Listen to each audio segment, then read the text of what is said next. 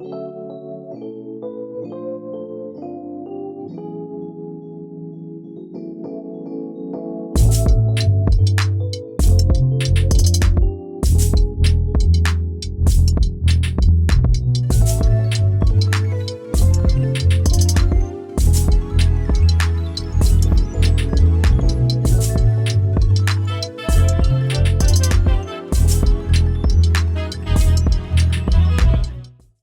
here we go again, folks. Another Friday Live right here on the Walk Weekly Podcast.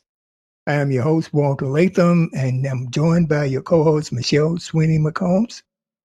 And on this week's show, we were in a production meeting, and we discussed this, and we decided that we would be remiss if we did not discuss the ongoing police violence against Black and brown people in this country.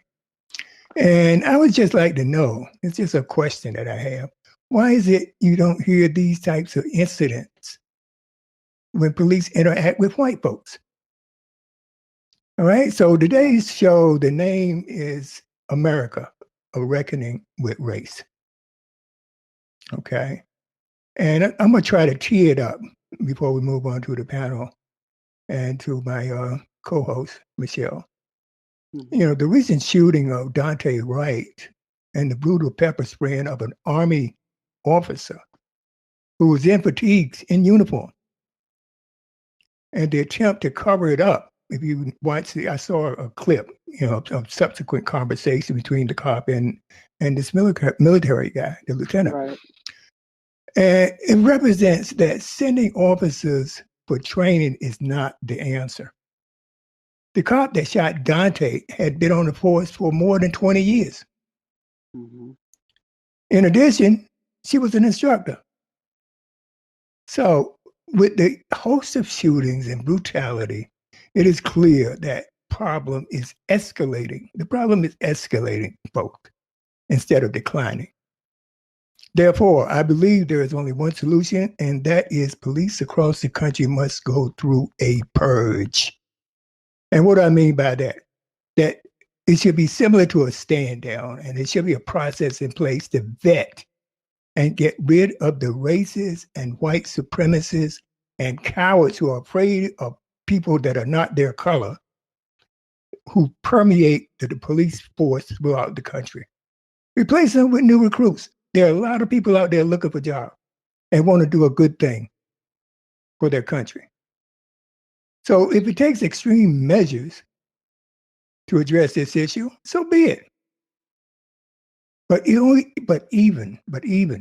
if there's only 1 in 5 that are bad, then this problem will continue. We're going to be discussing this issue again. Now, that's the Walk Weekly solution. And I mean, that doesn't cover the panel because they're independent thinkers. They're thought leaders. All right, but this is the Walk Weekly's position that we should have a purge. That's the only thing I believe will work. Now, let me turn it over to Michelle so we can get the show started. Thank you. Hey, thank you, Walter. Welcome, everyone, to the Walk Weekly Friday Live. Today's show is sponsored by Beauty Blends by Ami Soap and Love and Michelle Sweeney Hair. Our intro and outro music is provided by Uncle Nephew. Today's weekly panel, returning panel, is Greg Coleman out of North Carolina, COO of Illumination Media and Technology and engineer at the Walk Weekly. Our next panel is Ernest J. Robinson out of Washington, D.C., Sergeant, U.S. Marine Corps, combat veteran, senior consultant at B. Ernest Leadership and professional consultant. Our next panel is Gene Anthony Edwards. He's male district leader, 79th District in the Bronx, New York. We will have another panel joining shortly. I will post everyone's social media and website in the chat room, and I will also interact with the audience in the chat room. If you have any questions or comments you'd like to make, please type it in the chat room and we will try to address it. Back to you, Walter. Yeah, thanks, Michelle. And thank the panel. It seems like, the police violence against Blacks is escalating, as I indicated earlier. I'd like to know your guys' thoughts on this. Do you think it's escalating? Is it tampering down? But what are your thoughts? Let me start with Ernest. Ernest, what do you think about it? Well, I think that it's evident that I think it's evident that it's increasing. However, I also believe that because of technology, because of social media, I think it allows for us to be in a space where we're able to see it readily. Take for example the lieutenant who was pepper sprayed. He very much, because of his awareness of what the social climate is like, drove for at least a mile, maybe two, in order to being able to get to a well lit area, in order to being able to have a chance at being able to have the correct story told about what he's doing. So if you think about times where we did not have cameras on our phones, with high definition and everything else. We didn't have as many cameras in the buildings and surveillance cameras in areas. How many African American or black and brown people have been, assaulted, taken advantage of, charged and convicted unjustly? And so I think that there's two parts to it. I think one, I think it's becoming more prevalent and is happening more. But I also think because of social media and because of the advances in technologies, we're able to capture it and share that as well. Yeah, and I think for that particular young man, he was also afraid. He was, feared for his life in a secluded area. That's why he also drove that far where it was well lit. So Yeah, he did the right yeah, thing. he did the right thing. But the cops, I mean, if y'all guys saw the video of the subsequent conversations that they had after. that they had after, where the cop is trying to, get his arms around him because he knew damn well he was wrong.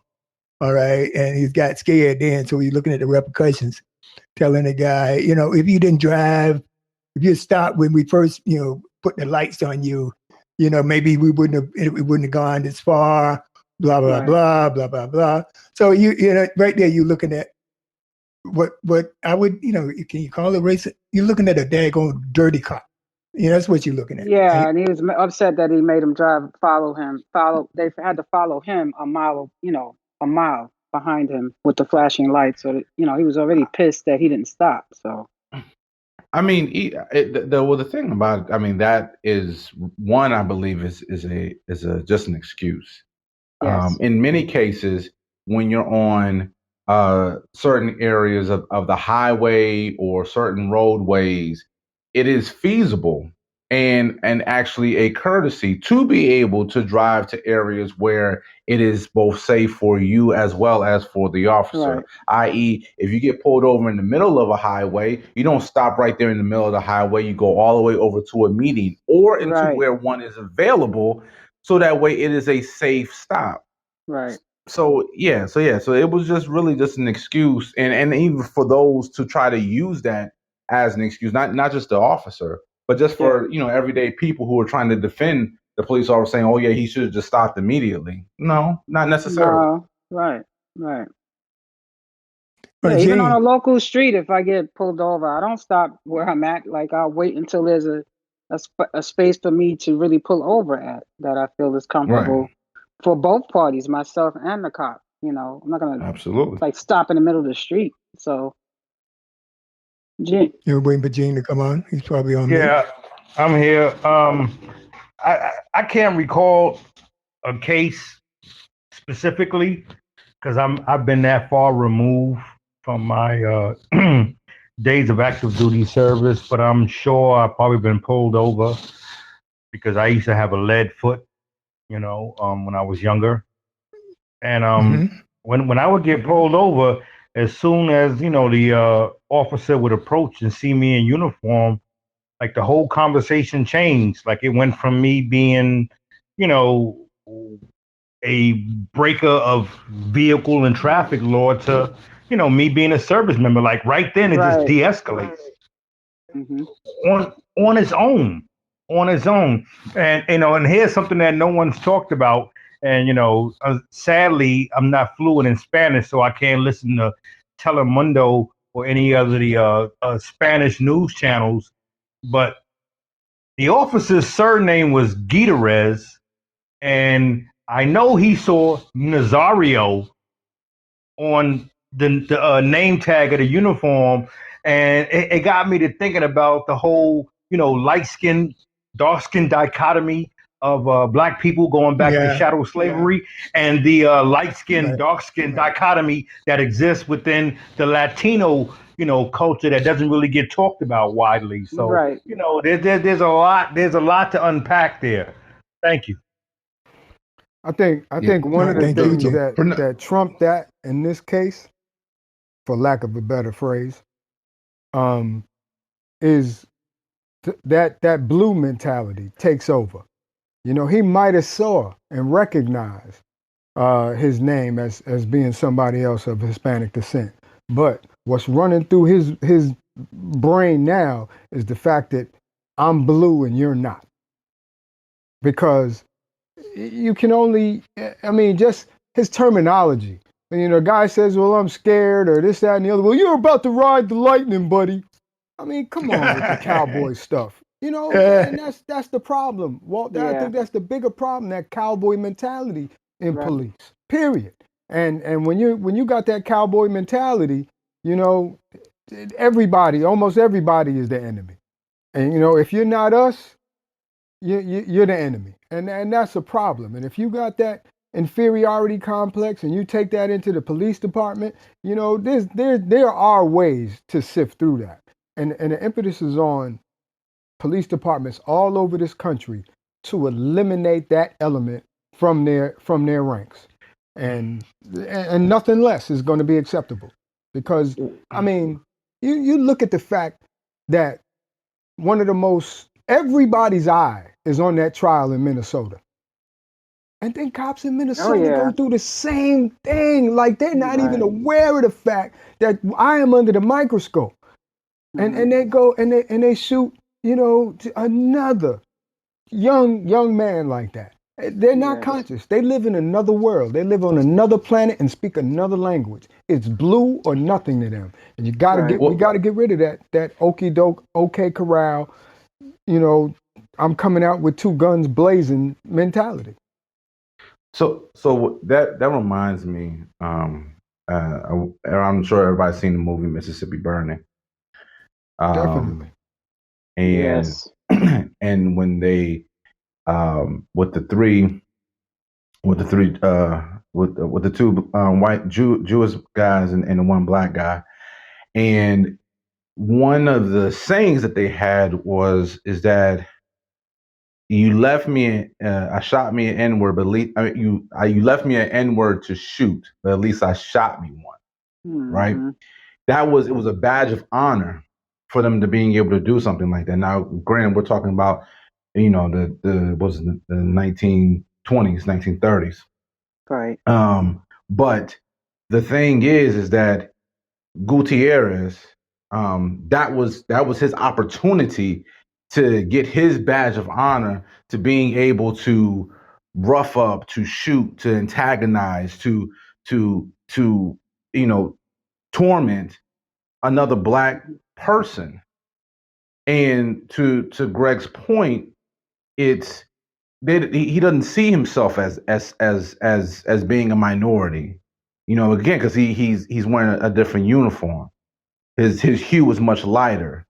He may not even, the fact that he just couldn't figure out a way to change his name fast enough from Navarro to anything else, right? And so that's always been there. So I think it's not so much of being able to really get at the core of law enforcement, because law enforcement came out of slave patrols, and so that there's a long systemic issue with race that has to deal with the country more so than with the institution itself. There is a culture within the institution that we have to address, absolutely. But we can, until we don't have racist individuals who want to utilize and to abuse the institution itself, i.e., the military or law enforcement or fire department or EMT. We got EMTs that sit there and make decisions based upon whether or not you black. Oh, you come from this. Oh, you might not make it to the hospital. Right, right. And that happens. But so we got to take it out. Which is a great title. Chris did a great job coming up with this title, and Walt stamped it. But this is what the reckoning really is. Yeah. Is because these issues are long rooted in the core of the United States of America. This country, that's right. Until they change the laws, nothing is going to change as far as racism is concerned. They have to accept that the fact that there is an issue here. But you know what, Shell? So, I kind of question that even. You know what I mean? Because that makes sense if they change the law. But I don't care what they change the law to, because when you're of a certain mindset, if you don't even see them as human, it doesn't matter. I mean, look how many times look at the books and see how many different laws address it, and nothing does anything about it.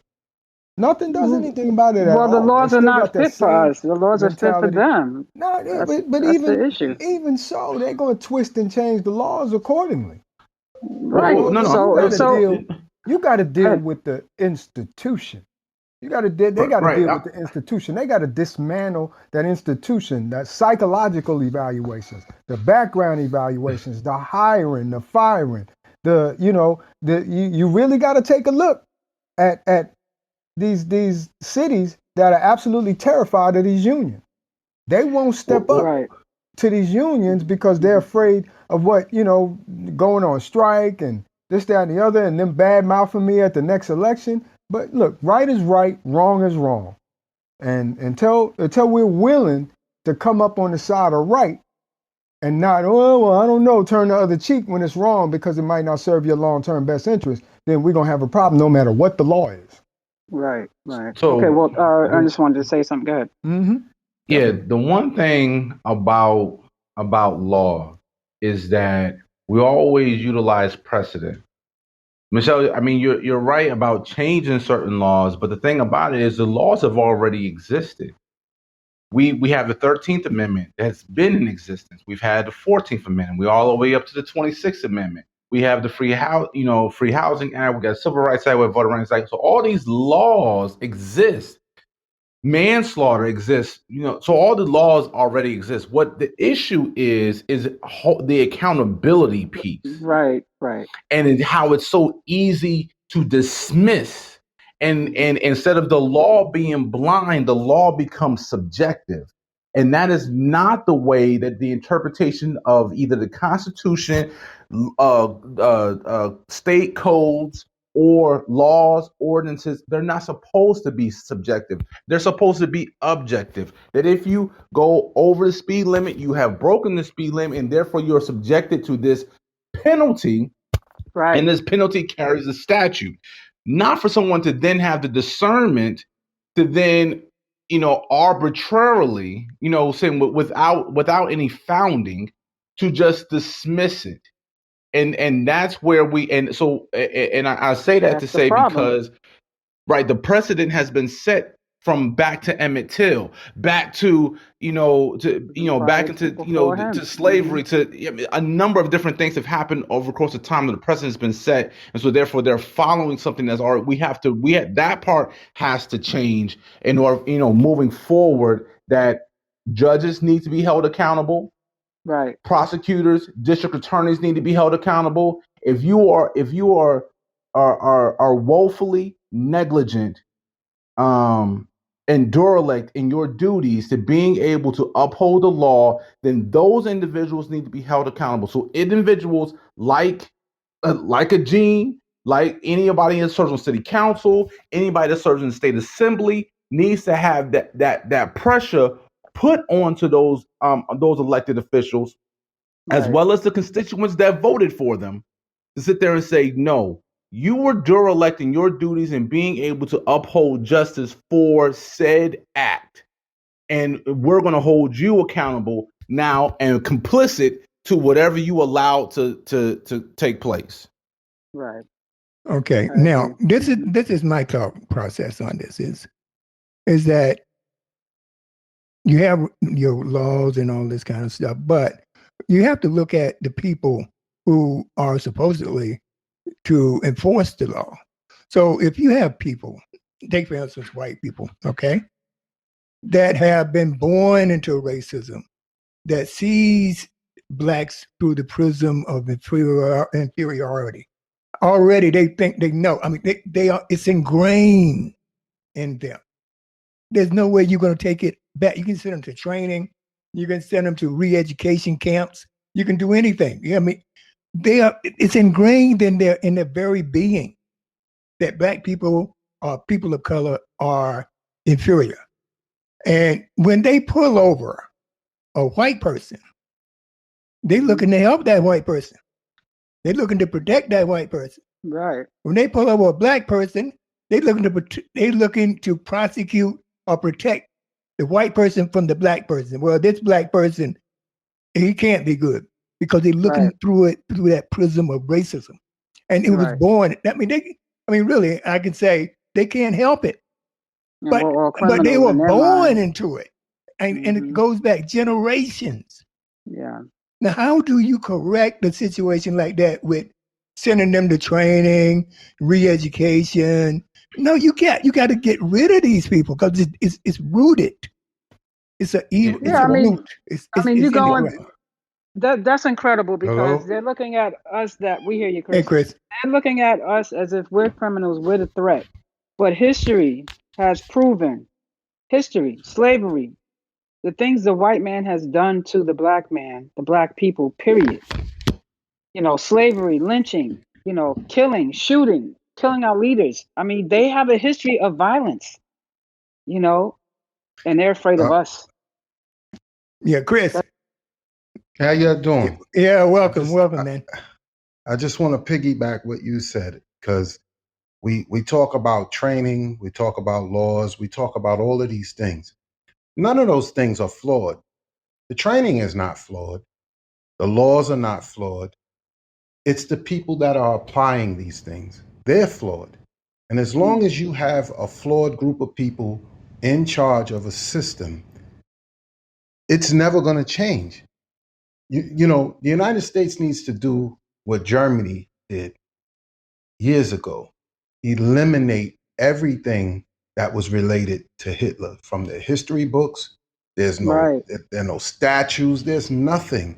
And as long as you continue to teach the history of the slave master, that he was a good person. Yeah.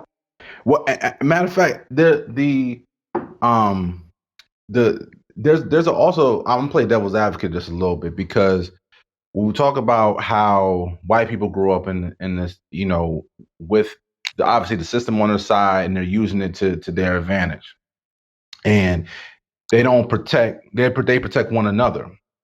Well, more times than not, in our own neighborhoods, we do the same thing. If someone gets shot, we don't say who shot him. Someone gets Right. robbed, we don't say who got robbed, Don't who got snitch. beat up, who got jumped. Right. But think about it. So it's so twisted in Right. a sense that we're talking about how much we matter, but we don't really show it. So it's It's a matter in how our own I mean, community so too. right. Yeah. We're Well, not setting the example. We're not I setting don't. the Why example. should we? I'm gonna play devil's advocate. Why should we set an Sure. example? You talking oranges and apples, apples and oranges. Okay. How? I mean, this problem with the policing and the structural racism that exists in this country did not originate with us.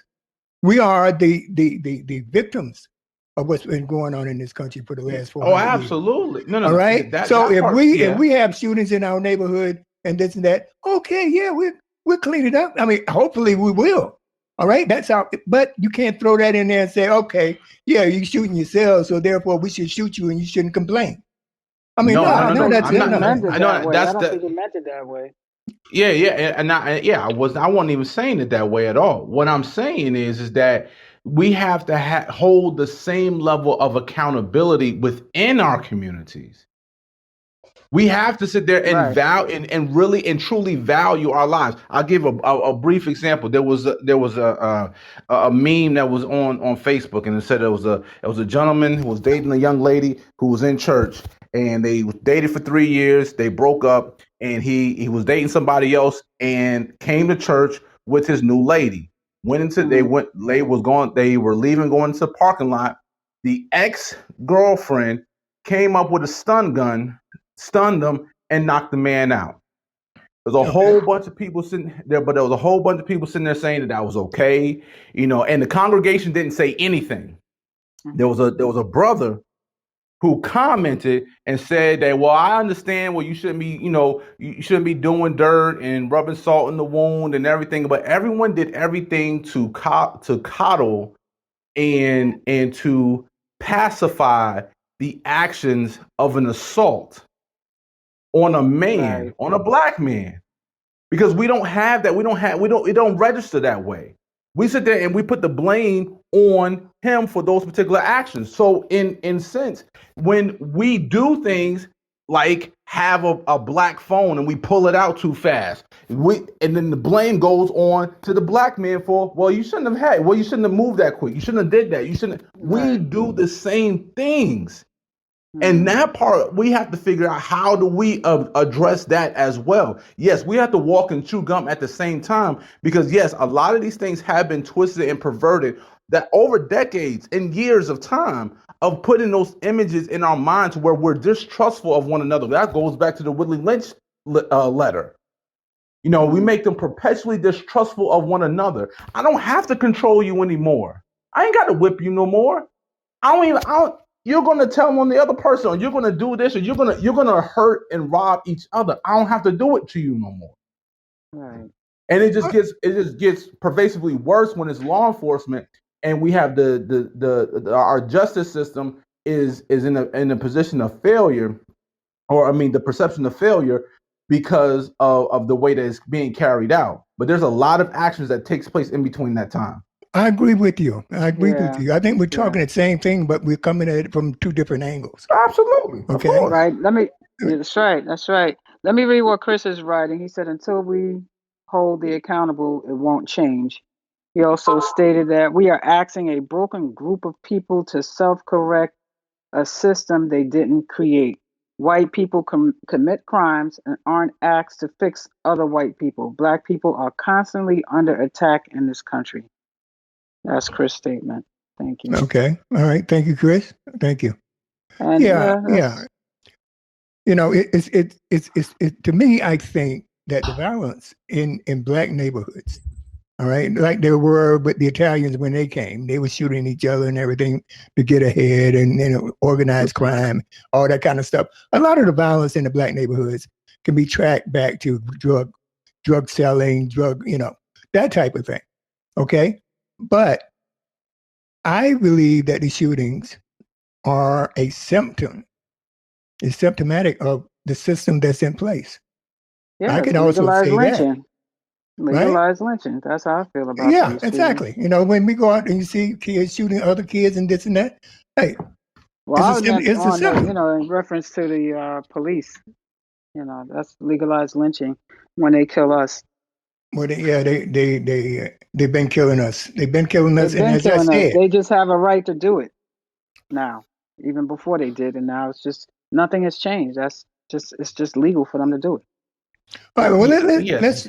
let's track back. Let's track back to I don't want to go too far off, but I mean everything is relevant.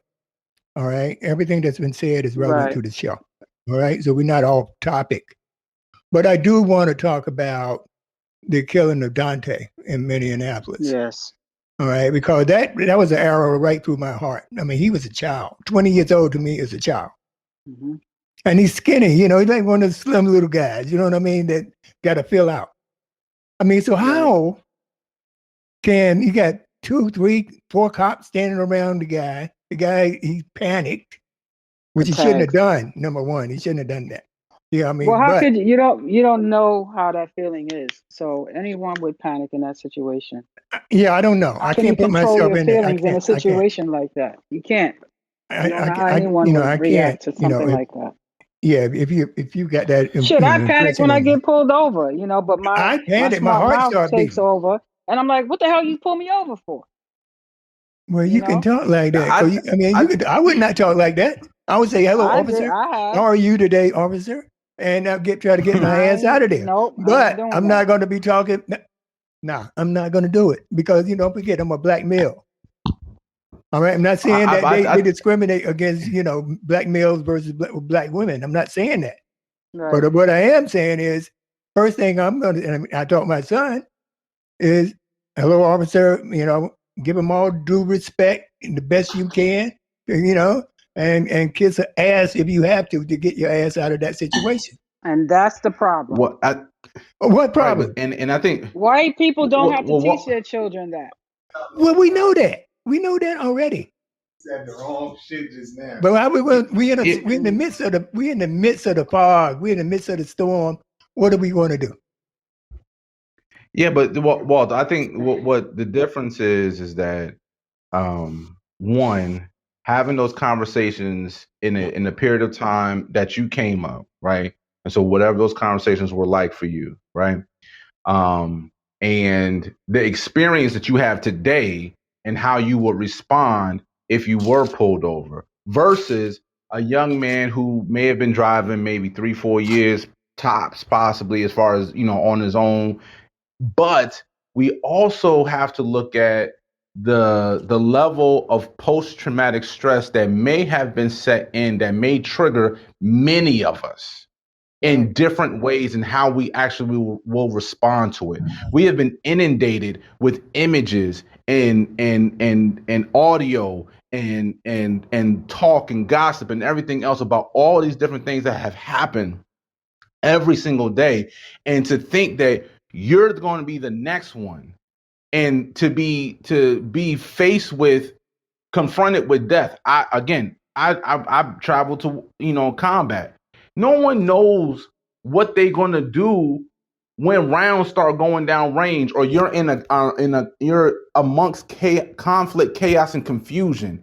And how are you going to be able to keep your head about you during that particular time? That young man, yes, made a mistake in the sense of not knowing what to do and not necessarily making the right reaction, but the wrong reaction should not have elicited that type of response from trained professional.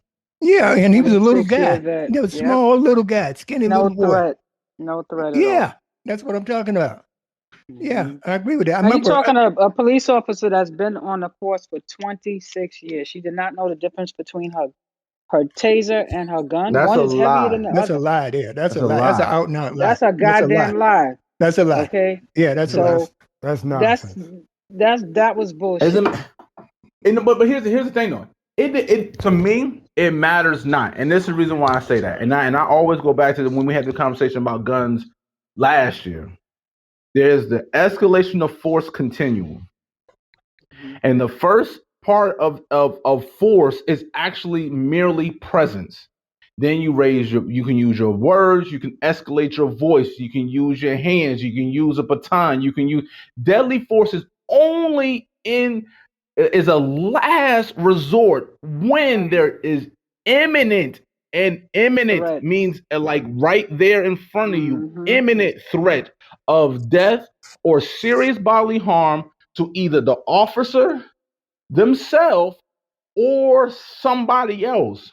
And so therefore drawing a weapon of a gun there's not even called With for. no And threat. what I don't like, right, what bothers me is that does not get articulated well enough in court to where to even sit there and say that there is absolutely no reason for you to justify it because there was not a threat to your life. Yes, you can be scared because if I'm gonna punch you in the face, you can be scared I'm gonna punch you. You can be scared that whatever it can be, but your life is not being imminently threatened. And that is what the escalation of force continuum says.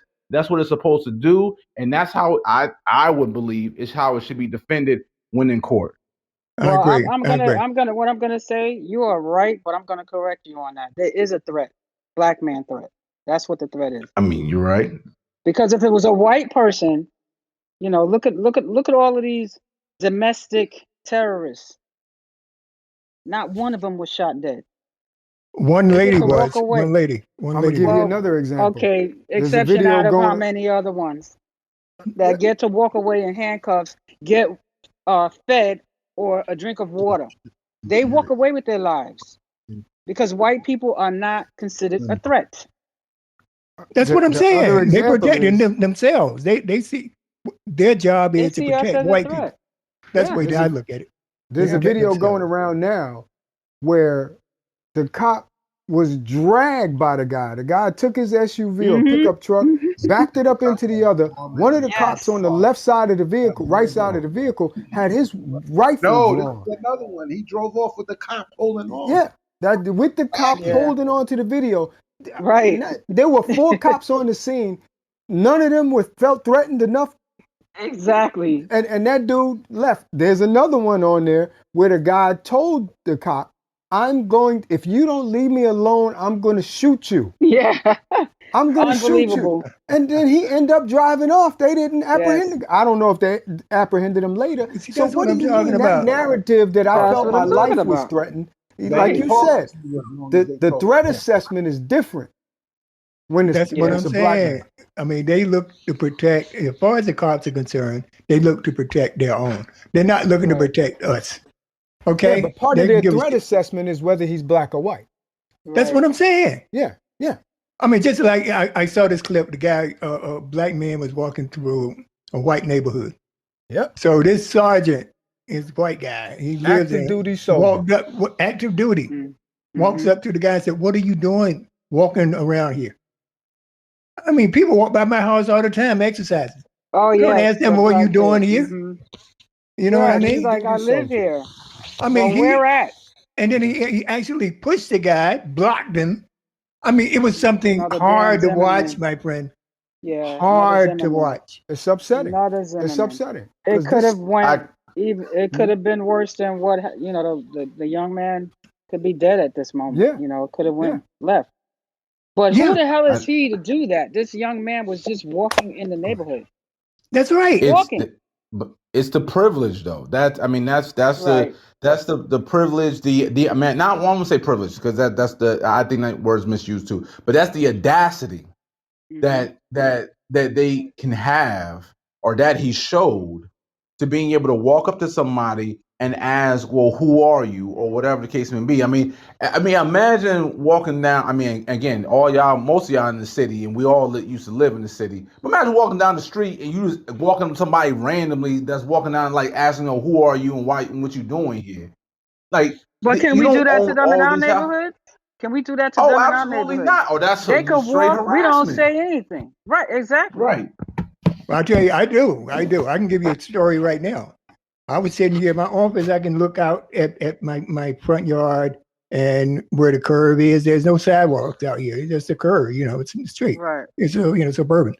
But anyway, this lady, this white lady, walking her dog. I hate to refer to it as white, but to keep it within context, this white lady's walking her dog, and I noticed that she stopped her dog, and the dog made pee-pee on my grass.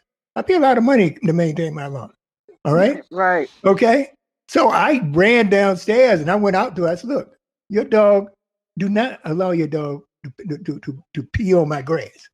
I pay a lot of money to maintain my grass." I told her point blank. She's white, blonde lady. I don't give a damn. All right. This is my property.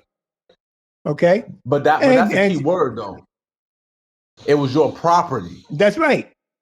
That gentleman had no reason to harass the black man at all, because it was a sidewalk. It's a public area. It wasn't. I don't even think whether it was a gated community or not.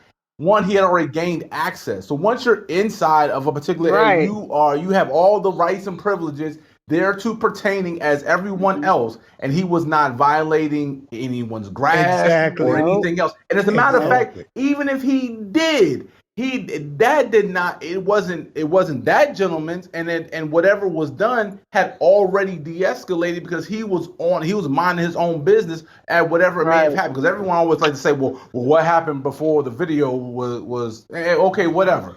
At the end of the day, there was something before that. It was a woman harassing him.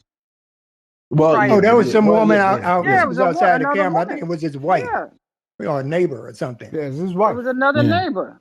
It was his wife. And then the wife was recording. His wife was talking. His wife was recording. Right, she was talking smack, but there was another woman that had confronted him prior to the man.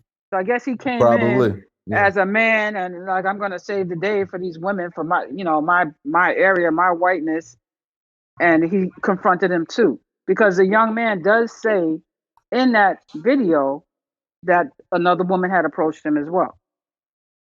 Yeah, well, now that's going to be probably the end of his career. Yeah, it better be. Definitively, that post commander already came out and he put the edict in. Y'all better take care of this. Right. So it's a done deal. It's a done deal. Y'all better take care of this. And the post commander just happens to be a brother. And he said, I grew up in the South, in South Carolina. I know what racism looks like. Y'all better take care of this. As a matter of fact, and to put a final point on it, that is actually something that's happening throughout the military as well. A lot of these extremist groups or individuals who participate in extremist groups that have infiltrated the military, and regardless of where they are in their career, rank wise, where they're stationed at, who they belong to, whatever, everyone is actually, and again, the fabulous title that Chris Kent, a reckoning, because even the military is coming to a reckoning with extremists and racism within the ranks of the military. They have shut down. Each branch of service have shut down at minimum at least an entire day. And when I mean shut down, I mean absolutely everything. There was no recruit training, nothing was being shipped, nothing was being flown, everything shut down, and they did a complete stand down on extremism. Not all on the same day, but each of them have done that to being able to address this very issue right here. And I think I think Greg had brought it up about purging, that law enforcement should probably do the same thing. Each municipality, from the counties to the cities, from a sheriff's department to the police department to corrections officer, complete shutdown and address the extremism that is within there. And then I would then spread that to the Department of Justice and all the way down from the Supreme Court, all the way down to the lowest level court, to being able to do the same thing within there, to being able to kind of rectify this, because as Walt say, all of this is relevant, how things happening within the streets, whether it's in our communities, the police interaction that they have with black and brown individuals, and then the justice system in which how everything is enforced. And that's everyone from the police officers making the arrest down to the corrections officers at the jails, up into the district counselors or district attorneys and prosecutors, or Commonwealth attorneys, if for those that live in the Commonwealth like myself, and to the judges that impugn that give the dispositions on those alleged charges. And so that's a tall order, but it can be done, and I think it should be done. Yeah, definitely. And they also should not allow, when an incident like that occurs, for that police officer to resign with their and able to have their pension as well. But I heard she got arrested. Oh yeah, she resigned and she was charged with manslaughter. Right. So they should even, like, within the policing, they need to take away their funding. So I mean, it's Washington. So I mean, that's a as far as them being able to. No, as far as them being able to resign when an incident like that happens. Oh yeah. You get your pension. No, they shouldn't even allow that. Yeah, and administrative leave means to them that you're away and you're getting paid while you're away. But that's nonsense. That's BS. Yeah. They shouldn't be getting paid. All right, Exactly. I agree with you. I But agree that's with you, these Joe. entities not wanting to go up against those unions. Yeah, that's the problem. That's the Yeah, problem. yeah. But that I That's the can't problem. say yay or nay on that because I don't understand it that much. The same thing with the lawsuits. These families that are suing, for wrongful death. Whose pocket is that money coming out of? Ours. Exactly. It should come out of the police union. Yeah, Why yeah. why should the taxpayers pay for their wrongdoings? That Well, makes no then sense. I understand. But then I don't you're think talking that's fair. about I think what we're trying to get to is how do we address the issue? And a lot of things have been tried. Certain Well, police departments. Okay, let me just say this: certain okay. department. I think I forgot the name. Was it Cleveland or some police department was taken over by the federal government? All right, Mm-hmm. because the local police were so effed up. Okay, Yeah. all right, but it still continues. All right. So Right. how I'm gonna ask y'all guys, what do you think is a remedy to correct the situation? Now I heard laws and this that are not being enforced. That's not, to me, that's not it. It's the people on the ground, all right, that are carrying But out their yeah, but duties. Michelle, but Michelle was on to something when it came down to the unions, because those are the ones who put out information as it pertains to how you keep your job, what we're going to defend, how we're going to defend it, and everything else. So they kind of set the tone when it comes down to you know the individuals performing their jobs. When Right. you're involved with a union, there's a level of comfort and security that's built in there. It's like That having sure is. it's job insurance. So if I go out there, like if you have a car, nice car, you're not necessarily worried about getting into a car accident because okay, You got I got into a insurance. car accident. I got insurance. It's Hmm. going to be paid for. I'm I'm covered. taken care of. Right. So I mean, and again, a loose parallel, but almost to the same, because a dangerous individual who is just as careless about what their actions are outside and does a particular act, they're not worried about it because they're covered. So I think what Right. Michelle is saying, Right. and there's something to it. And the way to being able to address that is through policies and laws that either put a restriction on what unions are able to do. Now that will be problematic. It's not going to be an easy thing to get done or pass, Right. or make them, they can still protect whoever they want to protect, but now they're going to be culpable in the penalties assessed when if there's litigation or whatever that Right. happens. And so now make the state go after the union for their court costs and fees, as well as paying the fees Exactly. to the families Exactly. for the actions that happen. So then what's going to happen is the union will now sit there and put stricter guidelines on who's hired, how they're hired, and their actions and behaviors as Right. it pertains to their work in that unit. Yeah. I When think you that's hit a them in the great way. pocket. Yeah. Yeah. When you hit them Yeah, in the I pockets, understand. I understand where you're coming from. hmm All right, but I'm talking about on a more broad basis. I mean, you're talking New York unions, very strong. The NYPD union is strong. But what about the other police departments across the country?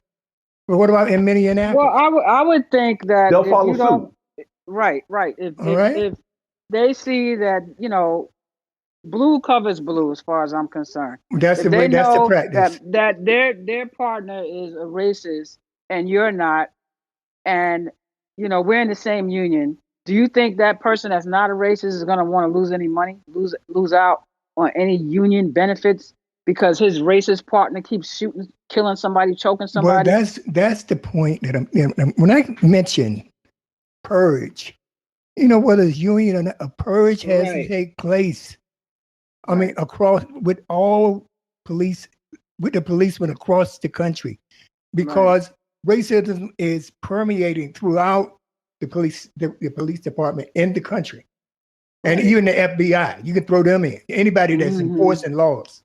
Right. Okay, so if it's union, if that's got to be, they got to be purged. They should be Right. purged. They should be purged. I mean, Chris just Right. mentioned the 14 500 companies are going to put an end to it all because, you know, a lot of these companies are not happy with what is going on around this in this country, period.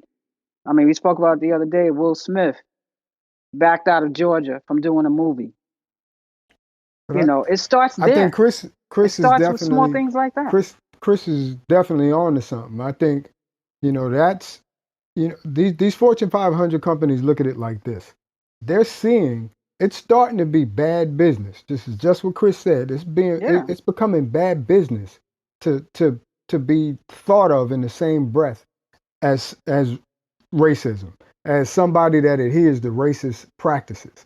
So they're looking, you know, I don't know whether it's from the heart or when they're looking at their bottom line, but they're starting to divest themselves from, you know, companies or, you know, states or whatever that are undertaking, you know, racist practices. And I think that's what you have to do to get any jurisdiction to really start to put pressure on them. You got to make them feel it in the pocket. And we have to discipline ourselves back in the day, like them, you know, was it Birmingham bus boycotters that walked for a year and a half? Montgomery, that's right. That's Montgomery bus boycott, where these folks walked for a year and a half to prove their point because they were being disrespected constantly. They're not going to, these companies, these peoples, these jurisdictions, these police departments, unless it gets the attention of their pockets, they're going to ignore it. They've been ignoring it for 100 years. Exactly. You know, more than that, but I'm just talking about recent history where, you know, these organized armed police departments feel like they got free reign to do whatever and nobody to answer to. Right. Well, they're going to answer to the bottom line if people ain't spending money in these jurisdictions. There has to be, you can't tell me we can't come up with a feasible strategy. There's some smart But how many times have we spoken about this though? You're right. But we don't coalesce. Right, we don't coalesce against a goal of one an objective. We don't. Okay, right. It just I don't. I mean, I don't get it. I mean, the thing is that I'm pushing for a purge. I mean, I think we all can get on board with a purge because, you know, that's not stopping anybody from going to get shot or, you know, or whatever. You know, we can all get on board with a purge. Let me just give an example here. Why is it that the Me Too movement is more powerful than the racist country that we have? Why is it that you have powerful men going to jail, their companies are failing, they have to give up their positions because they grabbed somebody's booty or they made them have sex with them in order to have a TV show? Why is that more powerful than this?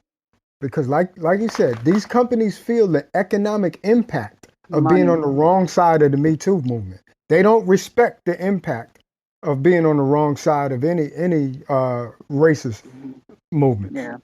You know, they don't feel it in the pocket yet because we don't make them. Right. Yeah. Well, I'm quiet on it because I'm thinking about it. I'm trying to digest that. Only thing I can think is off the top is that you're looking at money. Me Too movement transcends race. So you're talking, you know, and women can, you know, they can come together on certain things. I mean, be powerful when it comes to that. And I don't want to speak with authority because I'm not a woman, but I'm just saying, you know, that's just logic to me. So, yeah. No, I disagree with everyone's assessment of that. I truly believe that, you know, there are a lot of racist white women. Person that started the Me Too movement was a black woman, right? And she's been usurped by all of these white women. So, you know, it has nothing to do with, you know, equality and stuff like that. It's just racist white women fighting against their racist white husbands, and they want equality. That's all that's about. So that's why, you know, and I don't think it has much of an economic effect as opposed to it being an eyesore. You know, when you have 500,000 women wearing pink pussy caps, you know, converge on Constitution Avenue, you know, in Washington, D.C., and, you know, it gets coverage, you know, in like every gateway city in America. You know, you have, you know, anywhere from 100 to 500,000 women converge on, whatever, state capital, yeah, it's going to draw attention. It's newsworthy, but it's more of an eyesore than it is an economic impact. Because when the George Floyd protests, and things of that nature, and Breonna Taylor, Ahmaud Arbery, when all that took place, Nike came out. Nike came out and started backing us because they know black people buy their Air Jordans, Yeah. So so I think that the killing of black men, once we boycott, it still has more of an economic effect on these Fortune 500 companies as opposed to the Me Too movement. Once again, that has been usurped by white women because a black woman was sexually assaulted and she started the Me Too movement. And if you think I'm lying, what's her name again? Tell me her name. The lady that started the Me Too movement. That sister, what's her name? Oh, the one They don't even talk about her. They don't even talk about her. We don't even know her name. And she is the founder of the Me Too movement. We don't even know her name. All right. Thank you, Gene. Thank you. Well, for Chris just made a statement that black culture is what moves the needle. And these corporations realize the internet allows people to eliminate them. Yeah. Okay. All right. Great. You can now move your product without these corporations. Technology evens the playing field. Okay. Now we're talking. I think. Yeah. Go ahead, Ernest. I think to Michelle's point, it's as far as why it does better. The Me Too movement did better than Black Lives movement is one. I think there's a level of solidarity. Right. Most women and a lot of women who don't even agree with the Me Too movement or whatever, they're not as visceral about their disagreement about it. Right. And so, but there's a lot of prominent black influencers. I won't call them leaders. Who will come out against Black Lives Matter or come out against, trying to change or reform law enforcement and everything else, and will gravitate more towards quote unquote Blue Lives Matter versus Black Lives Matter. Right. And it is very, very, very hard to disagree with the purpose of the Me Too movement. And like to Walt's point, how could a man speak with any level of conviction about it, with even to disagree on principle, but to speak and articulate that in such a way. But I think that's part of it. But Walt, you had something you was about to say? No, well, yes, I did. I wanted to try to move forward. If you were a young man, let's say like your age, 17, 18, when you joined the Marines, and seeing that video of that military officer being, abused the way he was, would that give you second thoughts about joining the military? No. As a matter of fact, it will make me want to join. As a matter of fact, I was in the recruiter's office just the other day to actually become an officer in the National Guard. For me personally, when I was 17 or 16, when I was thinking about joining the military, I always that's something what I felt at 16 is what kept me involved in a lot of political action movements, civil engagement, and everything, because I always felt like you had to be in it in order to win it. And what I mean by that is that you have to be involved in order to being able to make anything change or to take a stance or on a particular subject. You can't do it from the sidelines. And so when I saw that, I literally went down there yesterday. I'm filling out for my secret clearance right now and got a whole bunch of paperwork stuff I got to do. But I always thought you were a spy anyway. I mean, nah. But it was, I mean, really to be a mentor and a guide for young, um, for young soldiers, young service members, as well as to be an example of what we can become. And I think that, and I would pray and hope that that young man, stays the course of his career and uses that and take and transfers that energy and those feelings and emotions into a very positive and powerful way, as he moves forward, because he's going to serve, and I mean has served and will serve as an inspiration for generations to come. And so that's how I felt. All right. Okay, good. Good. All right, Greg, I haven't heard from you in a while. Well, when I saw it, I was upset. I mean, it hit home to me more than normal, just because, if somebody in uniform, and these two officers to me just showed absolutely no respect. They were so motivated by their fear and that rah-rah, Right. than the fact that this man, number one, is in uniform. Number two, he showed he was absolutely no threat to them, and they knew it.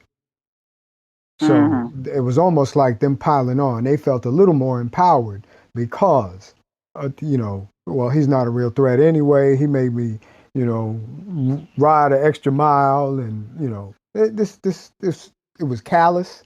And I can't help but think one of the things that I said, being that this guy is active duty soldier, and I guess there's a privilege to that.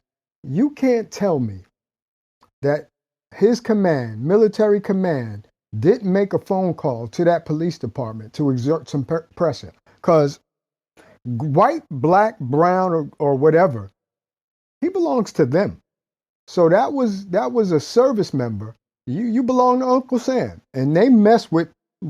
There was an injustice done to somebody in uniform. They got to take care of that. They got to make sure that justice is done, at least to that soldier. They might not jump on it in its totality, but at least to that soldier, he's going to have the privilege of having a little extra push behind him, because there's no way there's a terrible optics to that. There was terrible optics to that. I know I've never served in the military, but I would have to think that he would be treated at this term y'all guys use, no man left behind. That type of thing. Absolutely. It would impact the military in that sense. You agree with that? They had to exert some pressure on somebody in Virginia hierarchy. The governor, the lieutenant governor, they had to put some pressure on that hierarchy. Oh no, they most certainly did. But I think to Walt's point, there. I mean, when I came up in the military, again, at the age 17, 18, there was a mutual respect between law enforcement and the military. Because again, we're both men and women serving. We're both men and women in uniform. We're both men and women who swore an oath to being able to give the ultimate price of our life for the duty in which we are serving in our respective areas. And so for that, I mean, to Greg's point, I went down and was signing back up and everything else, but yeah, it was very much disheartening.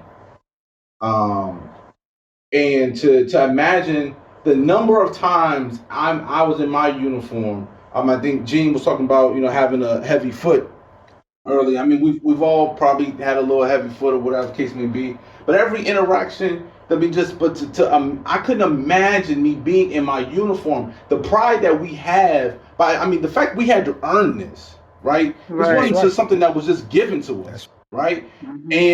And on top of that, we swore an oath to being able to give the ultimate price for it.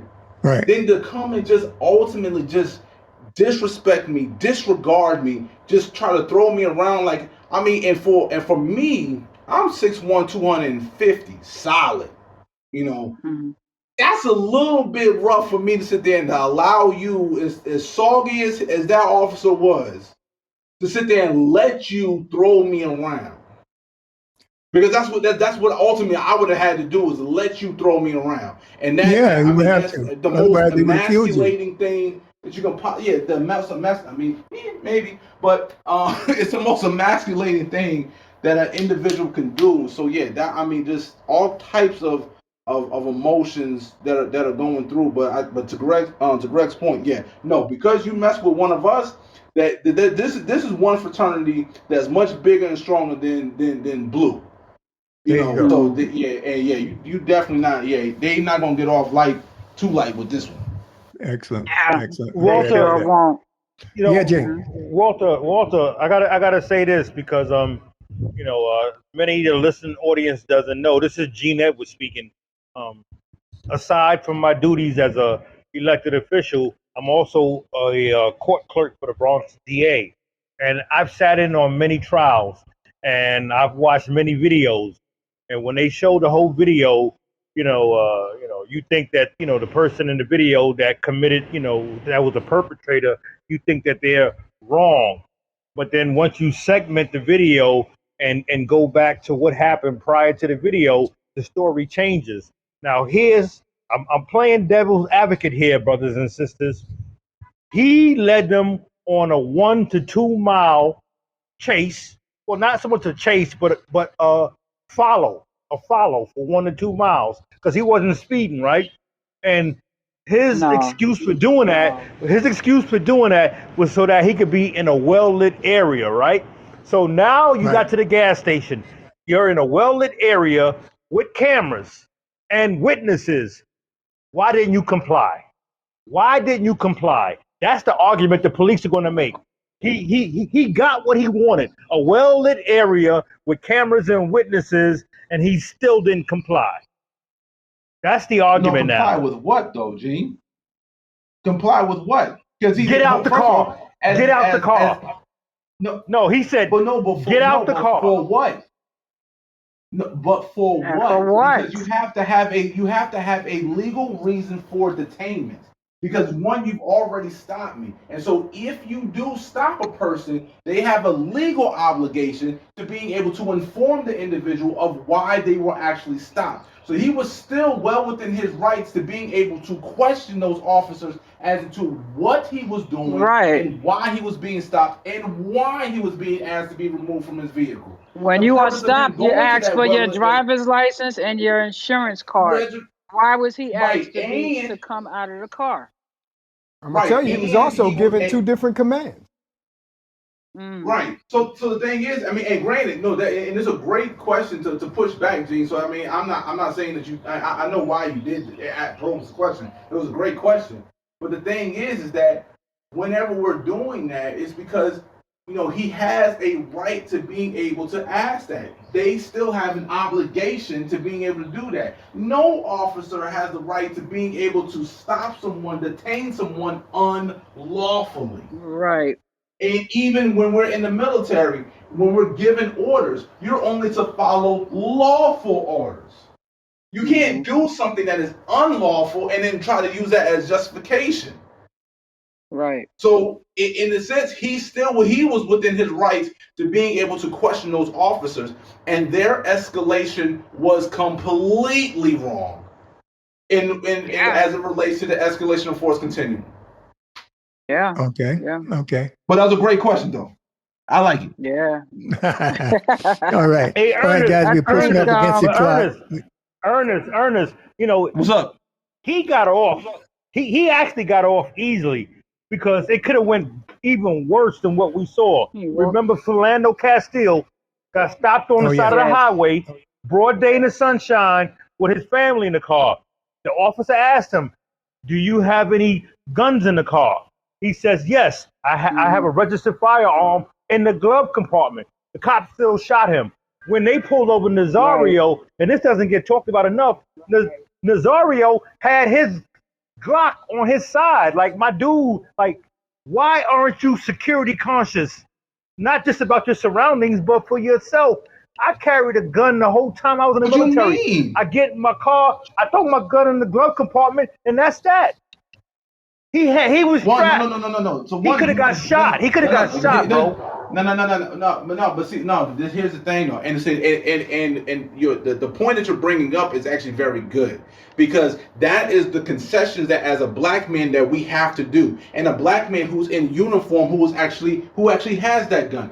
Virginia is an open carry state, and I can almost bet part of my paycheck. I'm gonna say the whole thing, but he probably has a concealed weapons permit as well. But however, because it was on his leg, it is still open carry. So he is still within his legal rights of being able to do so. You're suggesting because you're a black man in this particular climate, but this climate has been going on since Jim Crow and even before then or whatever. So you're sitting there saying that at no point in time as a black man could we actually be as free to being able to carry a weapon without the penalty or consequence of our lives being taken because we are doing what the rights are of everyone else in the state. Because the state, again, Virginia is an open carry state, so he's well within his legal rights to being able to do so.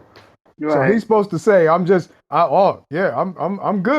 You know, I'm just happy I didn't get killed. No, right. He's violated. We ain't supposed to draw the line. That's what I'm saying. No. What I'm saying is that in 2021, black men and black people in general are still delusional, thinking that we have the same rights. We don't. As long as we're 3/5 in the Constitution, we don't have the same rights. And I actually went through that before. It was 1992. I was stationed in Norfolk, Virginia, and my mother and my cousin came down to visit that night. And, you know, we went to 7-Eleven to get some Slurpees. They were in the house. It was my wife and I. And it was kind of late at night. So, you know, guys coming from the club after hour spots, after work spots, stuff like that. And black guy disrespected my wife. Like, you know, disrespected her in a sexual manner. And I was strapped. And, you know, it was exposed. You could see it on my hip. And there was a white girl behind the counter in the 7-Eleven. So, you know, the guy tried to hit on her. She said, you know, I'm married. You know, my husband's right there. And he basically said, you know, F your husband. I'm trying to get with you. I walked up to him and I walked up to him and I punched him in his face. And then he fell through the doors. And, you know, I got on top of him and I was, you know, giving him the pity pats upside the head. White girl called police and said, you know, 2 black guys are fighting and one of them has a gun. I thought it was Midnight Express. Remember that movie Midnight Express when he got busted at the airport? Yeah. When they was just surrounding him and everybody had the white light flashing? It was crazy. It was 4 Norfolk police cars and 2 Virginia state troopers. And they had their gun drawers. They was about to light my ass up in that parking lot. Damn. And it was a registered firearm. I never unsheathed, never did nothing.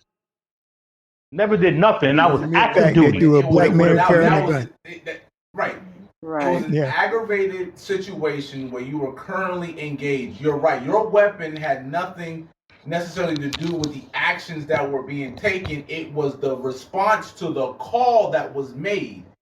In this particular situation with Navarro, his gun had nothing to do with the situation because it wasn't called, it was not reported. That wasn't even seen nor discovered until he was actually completely removed from the vehicle. Those officers had their guns drawn already with no conception whether or not that man was strapped or not. So I understand kind of the situations and what could have happened in a negative way either to you, God bless it, that didn't, or to Navarro, and God bless it, that did not happen to him either. But those are 2 separate situations in the discovery of the weapon and how prominent it is into the actual situation. Okay, so let me just interject, guys, is that we're pushing up against the clock. And I do hope that the audience was able to gain some knowledge from what we discussed. I'm quite sure you did. I thank you for joining the Walt Weekly. You know, we're here every Friday, and we got some very smart and talented people on the panel. And I would like to ask you, if this is your first time joining us, to follow us, share us, and like us. And also to visit our website, so that way you can get a good look at the background of these talented people. They're on www.thewaltweekly.com. And you can take a look at their bios and get some feel of who these talented people are. Okay? With that said, we will be doing a rebroadcast of this live show on Sunday. It will be released around 3 p.m. All right. And you can catch us on all of the major streaming platforms, audio platforms, such as Apple Podcasts, Google Play, Spotify, wherever you get your podcasts. We're going to do a rebroadcast, and you'll be able to tell your friends and have them listen, or you can re-listen to it if you join late. Okay. All right. So with that said, I'm going to turn it over to Michelle, and she's going to walk us out. Thank you. Yes, thank you, Walter. And I think this topic will definitely be revisited in the near future, right, guys? It was I think awesome. so. Yeah. Yeah, great topic, Of course and it will. everyone did well. Yeah, we'll definitely revisit this. But thank you, Walter. Thank you to our sponsors, Beauty Blends by Ami, Soap and Love, and Michelle Sweeney here, and our weekly panel. We appreciate you guys coming on every week. You can find us at thewaltweekly.com, IG and Facebook, The Walt Weekly, Twitter, Walt Weekly, Podbean, The Walt Weekly, iTunes, Spotify, iHeartRadio, Pandora, and other streaming platforms. We appreciate all of our guests in the chat room. Thank you all. Have an amazing weekend. Be safe. All right. Thank you. Have a very nice weekend. Take care. Peace. Bye-bye. Have Good a good night. one, y'all.